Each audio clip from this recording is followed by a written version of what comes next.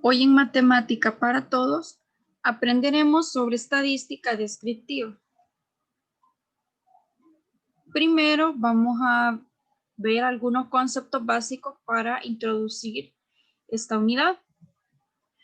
Primero definamos qué es la estadística. Vamos a ver tres definiciones distintas o de diferentes autores, pero prácticamente se relacionan entre sí. La primera definición es que la estadística es una disciplina científica dedicada al desarrollo y aplicación de la teoría y técnicas apropiadas para la recolección, clasificación, presentación, análisis e interpretación de información cuantitativa obtenida por observación o por la experimentación. También tenemos otra definición que es el conjunto de técnicas que se emplean para la recolección, organización, análisis e interpretación de datos. También la estadística se puede definir como el arte y la ciencia de reunir datos, analizarlos, presentarlos e interpretarlos. La estadística es bastante útil, se utiliza en economía, aparte de economía se utiliza, por ejemplo, en marketing, en diseño, hasta en los juegos de azar se utiliza la estadística y en muchas otras áreas de nuestra vida utilizamos estadística, pero no nos percatamos de ello. La estadística se divide en estadística inferencial y la estadística descriptiva. Nosotros nos vamos a enfocar en estudiar la estadística descriptiva. Se les decía que se dividía en dos, pero ¿cuál es la diferencia entre una y la otra? La estadística descriptiva incluye esos métodos de recolección, presentación y caracterización de un conjunto de datos con el fin de describir apropiadamente las diversas características de ese conjunto de datos de estudio. Mientras que la inferencial son todos los métodos que hacen posible la estimación de la característica de una población o la toma de una decisión referente a una población basándose solo en los resultados de la muestra, es decir, que este va más allá. La descriptiva, como lo dice la palabra, es para describir apropiadamente las características de un conjunto de datos, pero el inferencial va más allá. Yo puedo tomar una muestra y a través de lo recolectado por una muestra puedo generalizarlo para una población o tomar decisiones a partir de los datos que he obtenido. Muchas veces se le llama como hacer predicciones, pero no es algo mágico, sino que en base a los datos yo puedo prever qué puede pasar, por ejemplo, con el clima, un ejemplo, con el rendimiento quizás al momento de apostar en carreras o algo así. Entonces se pueden utilizar los datos estadísticos anteriores y utilizar eso para tomar una decisión. Puede ser también para la venta de un producto, la decisión que puede tomar un empresario. También necesitamos conocer las definiciones de población, muestra e individuo. La población es todo o el conjunto total de individuos cuyas propiedades se quieren estudiar. La muestra es un subconjunto o una parte representativa de la población, es una parte más pequeña. Mientras que el individuo son cada uno de esos elementos que forman la muestra y forman la población. Entonces, la población sería el conjunto total y una parte de esta es la muestra. Las variables. En estadística se estudian las características digamos, de un objeto de estudio. Por ejemplo, podemos querer estudiar la calidad del material o la calidad de un producto. Puede ser el color de algún objeto, la edad de las personas, la estatura, el peso, los ingresos económicos. Todo eso son las variables o características que se quieren estudiar dentro de estadística, ¿verdad? Y estas variables se pueden clasificar en dos, cualitativas y cuantitativas. Por ejemplo, cuando hablamos de variables cualitativas nos referimos a cualidades o características que no se pueden representar de forma numérica. Por ejemplo, el color de ojos de una persona. Si queremos estudiar eso, esa característica, no se puede representar numéricamente eso, sino que, por ejemplo, las respuestas o posibles respuestas a esta variable o datos obtenidos de esta variable pueden ser café, azul, verde, color negro, celeste y así diferentes tipos de colores de ojos que podemos obtener de estudiar cierta población, por ejemplo. Mientras que las cuantitativas, como la palabra lo dice, se refiere a variables a las cuales se les pueden asignar valores numéricos, por ejemplo, los ingresos de una persona o los gastos de una persona mensualmente. Todo esto se puede representar mediante valores numéricos. Ahora, dentro de la división de las variables en cualitativas y cuantitativas, también estas se subdividen. Las variables cualitativas se dividen en nominal y ordinal.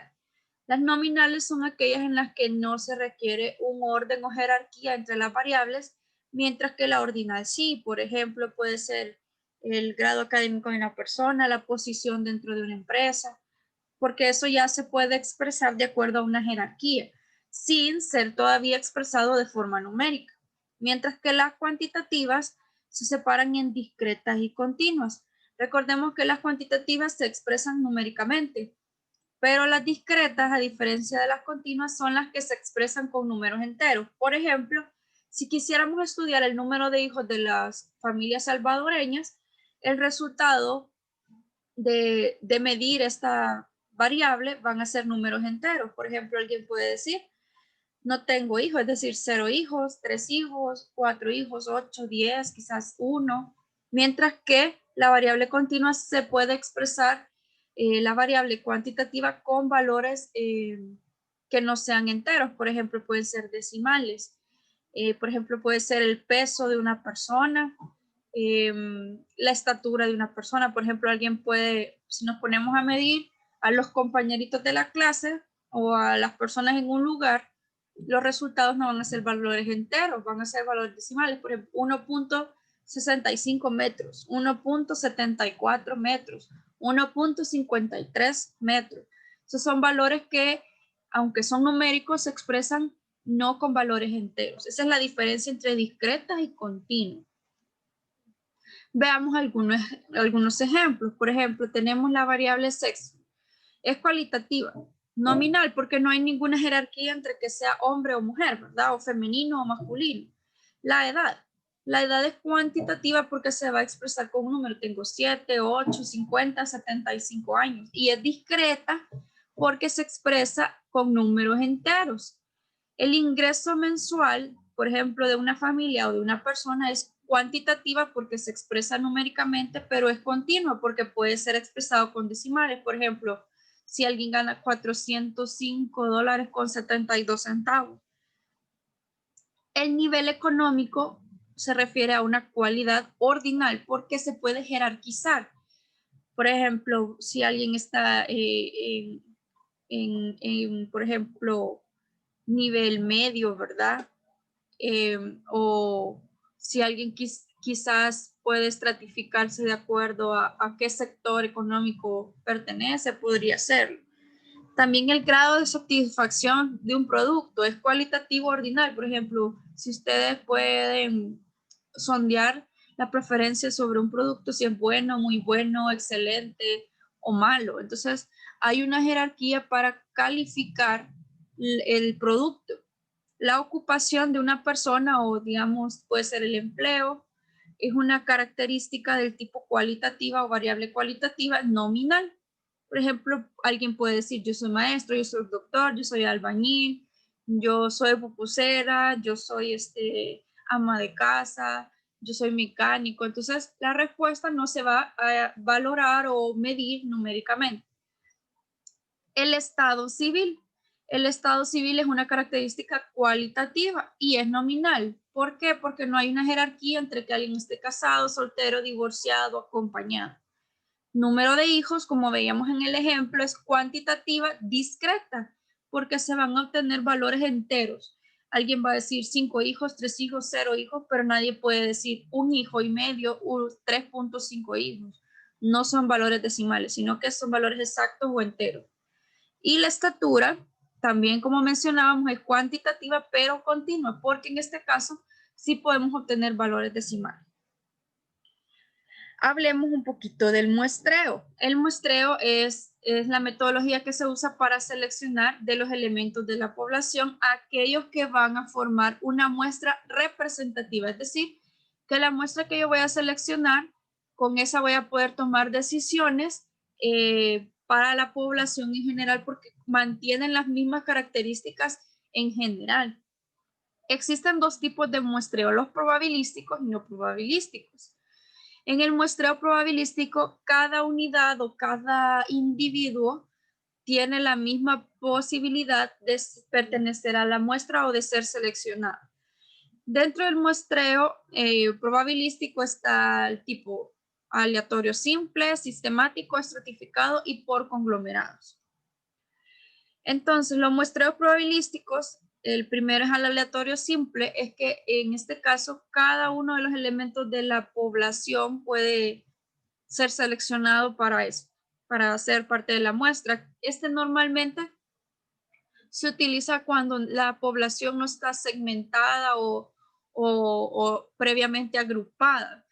Aunque si se diese el caso que hubieran grupos, no importa de qué manera se seleccione de cada grupo, simplemente por eso se llama aleatorio, de forma al azar. Mientras que en el muestreo estratificado se utiliza normalmente para poblaciones grandes y lo que hace es divide en estratos, los cuales representan a toda la población en conjunto. Hace como subdivisiones o grupos que representan a la población. En el de conglomerados, perdón, también se divide en grupos a la población, pero de manera aleatoria se seleccionan algunos grupos. Este método es bastante útil cuando los objetos de estudio están dispersos geográficamente, por ejemplo, por países, puede ser por ciudades. En este caso se utiliza este. En el muestreo sistemático, se enfoca en elegir a la enésima persona para que sea parte de la muestra. ¿Cómo así? Por ejemplo, de cada, digamos, de la serie de datos, cada décima persona o décimo dato va a ser parte de la muestra, por ejemplo, o cada octavo dato o cada onceavo dato. Entonces, pero eso sí, es sistemático porque no va a cambiar. Entonces, cada onceavo elemento va a ser parte de la muestra. Por ejemplo, cada décimo elemento va a ser parte de la muestra, dependiendo qué valor se elija.